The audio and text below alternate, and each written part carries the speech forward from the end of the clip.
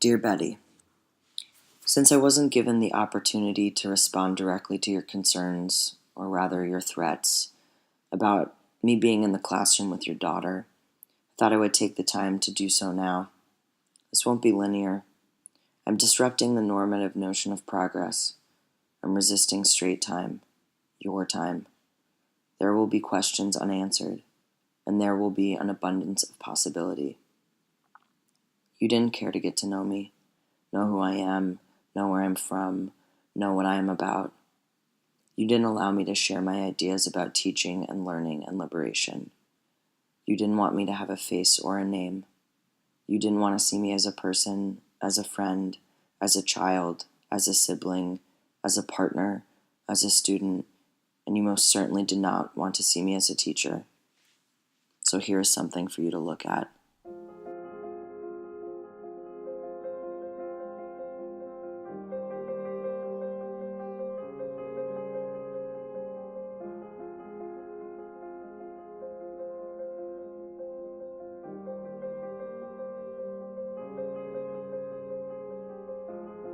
I refuse to accept a singular, narrow definition of my gender identity.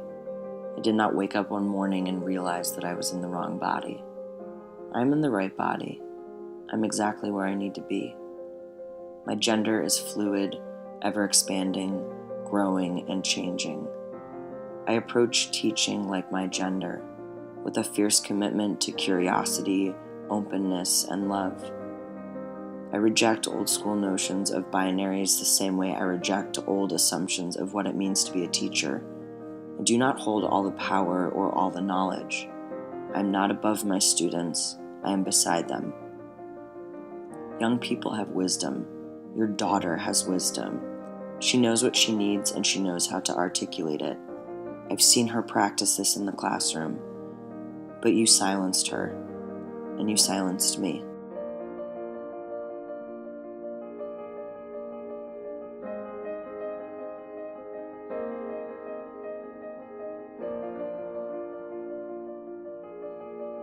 I'm constantly asking myself, how does my whiteness and my masculine presentation affect how I move through educational spaces? I do not for a moment think that I have the answers, but I am learning and growing and trying to make better mistakes. If you wanted to talk about how my whiteness reproduces violence in the classroom, how my privilege reproduces violence, I'm game. Let's dig into that. I'm white. I present more masculine. I have had and continue to have access to institutions of knowledge. I'm a part of the upper middle class. I am able-bodied. I have citizenship in the United States. I have health care. I speak English fluently. The list continues to expand. I am aware that my existence, parts of my personhood, continue the legacy of colonialism and imperialism and oppression every single time I step into the classroom. And I'm working on it. But you weren't talking about this. You were talking about what you couldn't put your finger on, what was between my legs.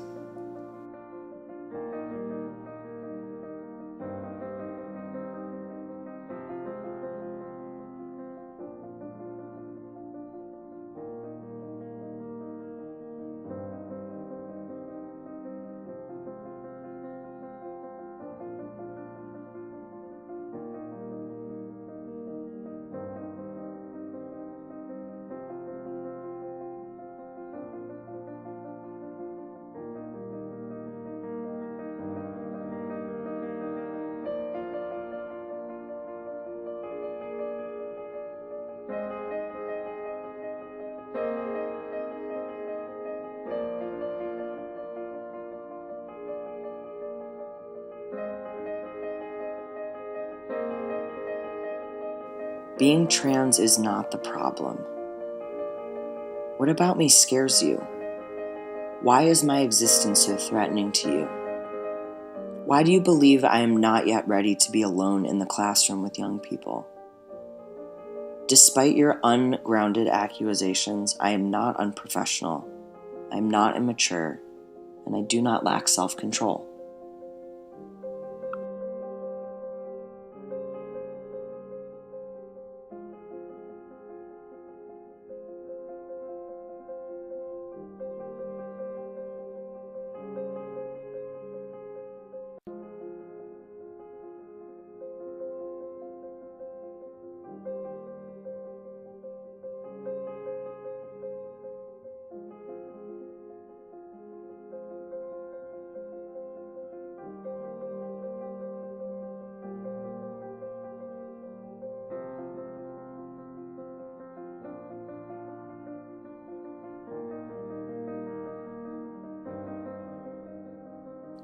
It is essential for us all to see and talk about different types of identities in classrooms, curriculums, and schools. I desperately wish I had any type of queerness represented at the high school I went to. The absence of different bodied realities in my experiences as a high school student and now as a student teacher point to how deep and systemic this issue of transphobia runs. Why aren't we talking about this?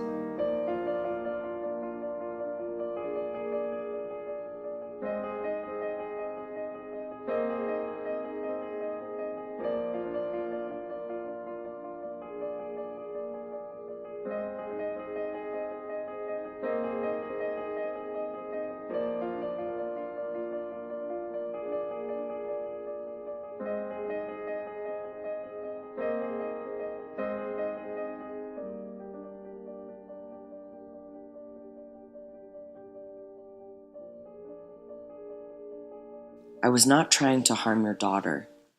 On the contrary, I was trying to provide my students with access to information about resistance, about academia that lifts up the voices of those that history has silenced, and I wanted to arm them with the tools to read and think critically. My gender identity impacts my teaching, and my teaching impacts my gender identity. I want to create classrooms where all students are seen, heard, and valued for exactly who they are, just as I want to be seen, heard, and valued for exactly who I am. I do not regret what I taught. I most certainly would restructure the lesson plan and framing of the conversation if given the opportunity. But that is how I view teaching. Doing the research, taking risks, being open to failing, and trying again and again and again.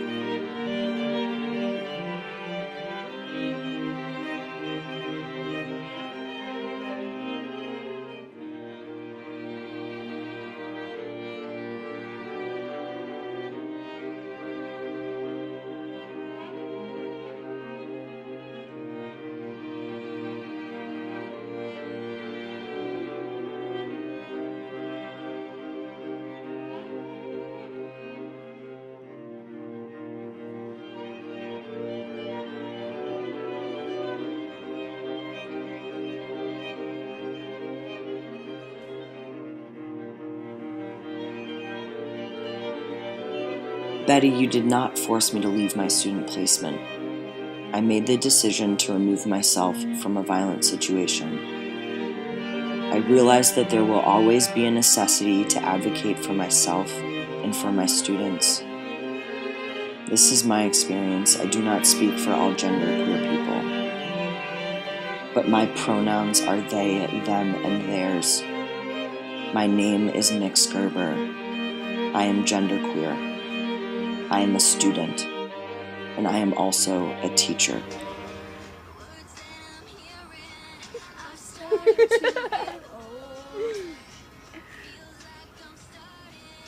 Feels like I'm starting all over again. The last 25 years were just pretend, and so I say goodbye to you. Goodbye to every boob that I knew. You are the one the one thing I tried to hold on to. Not so much.